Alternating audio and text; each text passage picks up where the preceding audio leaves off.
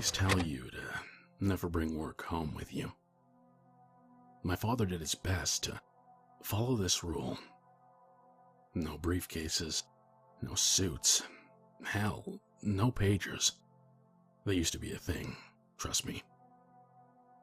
He worked as a court-appointed psychologist, and it was his job to figure out if the accused was mentally stable enough to stand for his crimes, or if they needed some sort of mental health help.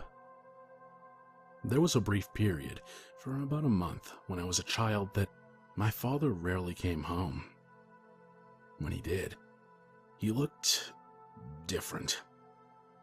On a normal day, he usually just passed the threshold of dorkiness, which turned him from the cool dad to the kind that makes you cringe.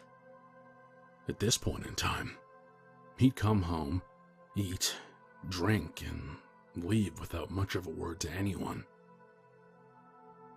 It really worried my mother and me. For the longest time, I wondered about what happened to him, but I never asked.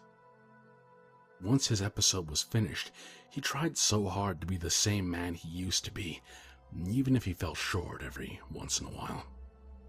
There was just no sense upsetting him any more than he already was. I guess the saying, "time reveals all truth," must hold some weight because fairly recently, I stumbled upon a box in my mother's attic. Sadly, my father passed away, thus my sudden interest in all his old things. Inside the box were files upon files of every court case he'd ever worked on. At least the psychological paperwork, that is. I spent the better part of a day snooping around dusty old files that I shouldn't have been. I understood that every word spoken and written down was someone's life, and I was an intruder scrounging around for a bit of entertainment. But in a way, it also let me feel closer to my father.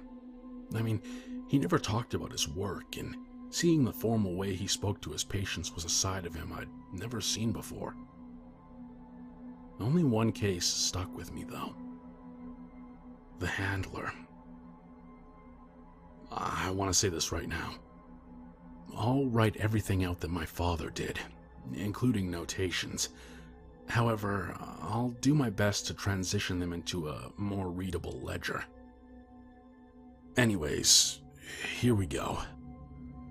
Victor Sanford, alias Handler. Age 32. Height 6'3". Weight 220 pounds. Hello, Victor. My name's Thomas Eidelman. I was designated to be your court-appointed psychological evaluator. Good morning.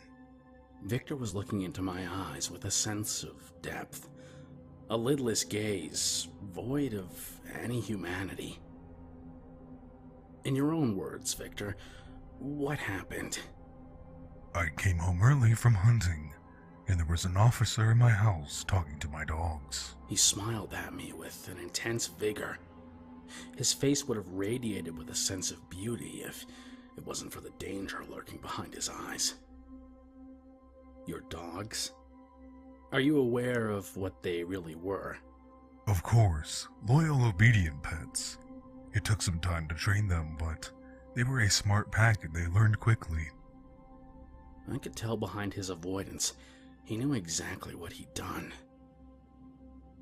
He was playing a game with me.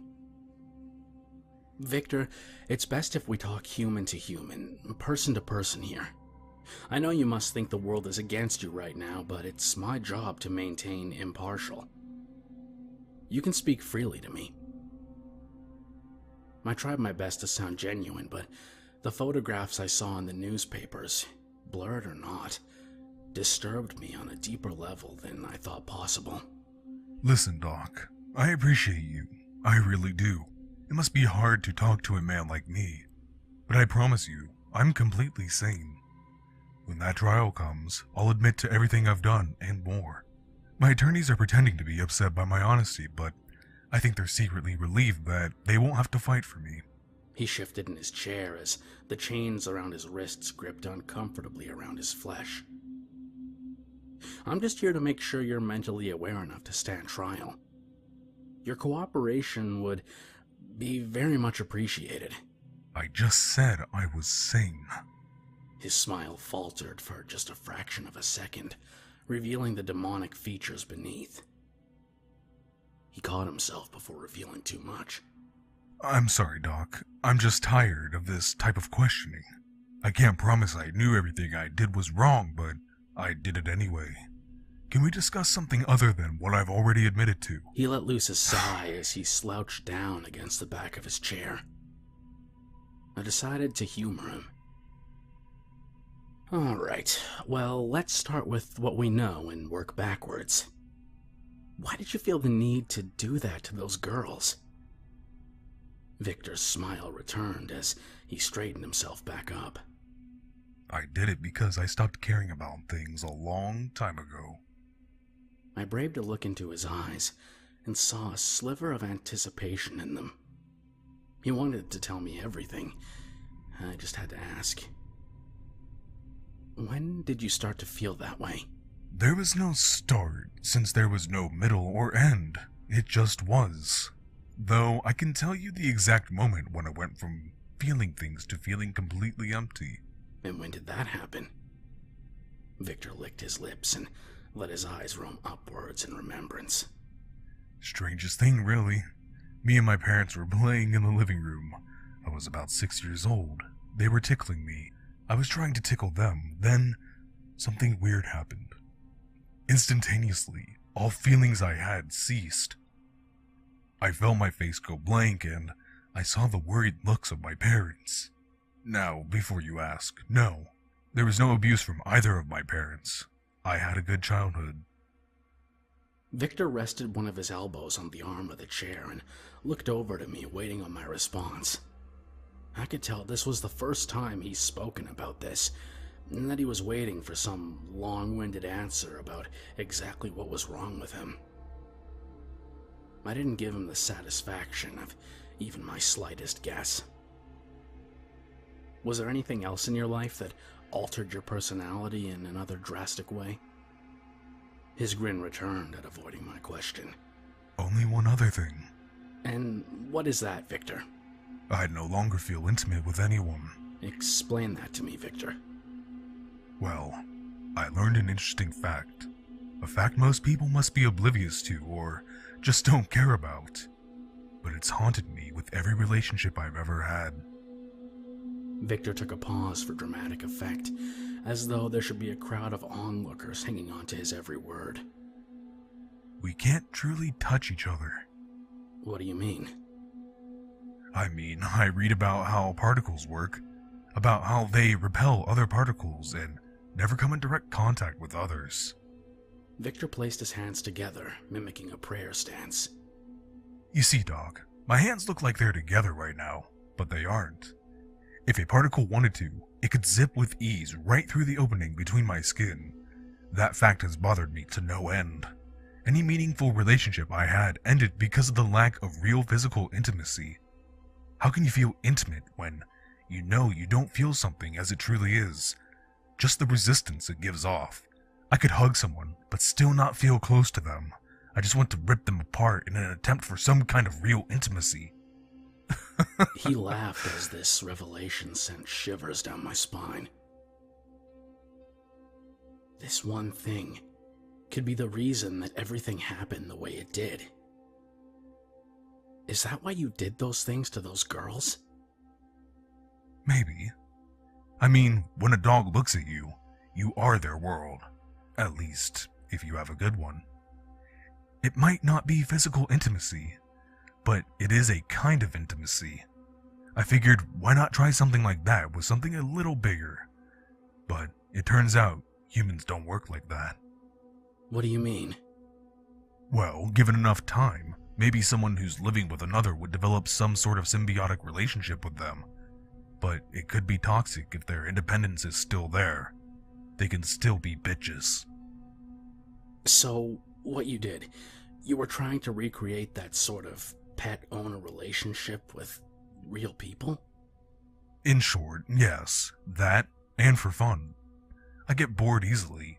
Sadly, once you no longer feel attachment or intimacy, things just sort of fall apart. Life seems pointless unless you give it a point. You've superseded your biological life's meaning of reproduction. Can you describe to me this process? Well, step one was to find a practice girl. Kind of like an older dog at a pet store. They might not last as long, but they can still teach you a lot about responsibility. Where'd you find this girl? Finding them is easy. It's the whole taking part that's hard. How so? I personally don't believe in drugs that'll knock the girl out, and I don't believe in alcohol to dull their senses. So I spend a night of flirting with a few different people in a few different bars, and the first one to show interest in leaving with me, who hasn't been texting or calling anyone, would be my target. They'd leave with me, I'd drive out to my kennel in the country, then do what I had to do to make them mine. And the torture, was there any rage or motivation behind that? I didn't get angry. It would be better equated to a more sensual feeling. There was never what I'd call torture, since I believe torture doesn't have a point, just senseless violence. Every cut and nick I made was on purpose to fulfill the goal. What goal would that be? To make obedient pets. There was another pause, this time from my end. Explain what you did to those girls, and why. Well, after catching them, I'd bring them into the cellar. At this point, they'd know things were wrong and would put up a fight. Victor fidgeted in his seat. The memory seemed to wash over him in a sea of lust and wanting. His eyes lit up with a near sexual desire. But all their clawing and scratching just made me feel that much closer to them. After a brief moment, Victor noticed his less than admirable state and regained control of himself. Sorry, Doc. Forgot where I was. Now, back on topic. I'd end up bringing them to the cellar, grabbing them by their throats and slamming them onto a table before holding them down until they gave in to me. His eyes trailed over to mine and his head tilted to one side. I actually read that's a good way to make your dog realize who's the alpha, and it turns out it works on people as well. I managed to talk him into this, into the meat of everything, but at this moment, I wanted him to stop. I knew what was coming, and he seemed all too happy to tell me every detail. Once they stopped fighting, I strapped them down and placed a few tourniquets just above their elbows and knees. I needed to slow the blood flow so they didn't die from the transition. Next, I grabbed some hot metal tongs and placed it far back on their tongues. The tongs themselves usually cut their muscle like butter once you applied the right amount of force. If it ended up being difficult, I'd have to grab some meat scissors to cut away the tougher parts. At this time, I'd usually wait for their bodies to heal in order to avoid shock and convulsions. Victor leaned forward with his back slouched. He was trying to force me to look into his eyes as I was taking notes. Next came the bloody part, the amputation of the arms and legs. Of course, leaving their arms above their elbows and legs above their knees. This took the most time of the procedure. I took things slow to avoid as much complications as possible. I didn't want to kill anyone. A false sense of pity came over his voice, the sickening part being the fact that a normal person may hear his tone and believe it. At this point, I gave them time to rest and heal before teaching them how to walk. It was hard for them. Their neck had a hard time looking straight ahead on all fours, and their knobs didn't have as much balance as normal paws do. So I figured, what the hell? I made a few L-shaped metal bars and screwed them into their bones. Once again, I gave them time to heal, and eventually let them free to walk around the house. At first, they didn't want to, and just huddled together whimpering in the corner, but they'd never get used to the pain of walking like that, so I got them leashes. I felt my attention shift to his words, to transcribing what he was saying. I wanted to stop hearing about this. I started by being patient with them. I knew it hurt. They'd yelp or whimper when I pushed them too hard, so I gave them time. It was when they started barking at me that I became more of a disciplinarian with them. Barking out the windows, going to the bathroom in the house, begging for human food. The first few times would result in a stern no. but more than that might grant them a slap or beating. Eventually, I saw that light of independence in their eyes fade away into loyalty. They'd follow me around the house, their little paws clicking against the wooden floors behind me. Hell, they'd even sleep in bed with me, and, well, everything else a good dog would do. It was even Belle who alerted me when the cops busted down my door. She was in the backyard on her chain and started barking out towards the woods for me. Luckily, I heard her and rushed home. I admit I was upset it was a cop rather than a burglar since, can't really fight the law. That's why I gave up when they spotted me. I paused for a moment, rereading what I'd wrote. I envisioned those 3 poor girls, all former college students, now with a tainted future. For 6 years they lived with Victor. They spent over half of their 20s with a man who physically and mentally abused them. It could take their entire lives to return to a normal state of mind, but even then, I don't think it's likely. It's been weeks since they arrested Victor, and the girls have done nothing but lay in hospital beds whimpering and looking outside, like a dog waiting for their owner. Well, Doc, anything else? What's your verdict? Did you physically touch those girls? Obviously, Victor replied with a sarcastic snort. I mean, did you seek intimacy with them? You're talking about sexual relations? What kind of man do you think I am, Doc? Sleeping with dogs? I would never. But it's a good thing we both know I'm sane enough to know they weren't actually dogs, huh? I nearly broke down as Victor laughed in response to my question. I ended the meeting early and let the guards take him. I'll put in a resignation for this case tomorrow. I don't know how I'm going to look at my wife and child after this. I'll need some time to think.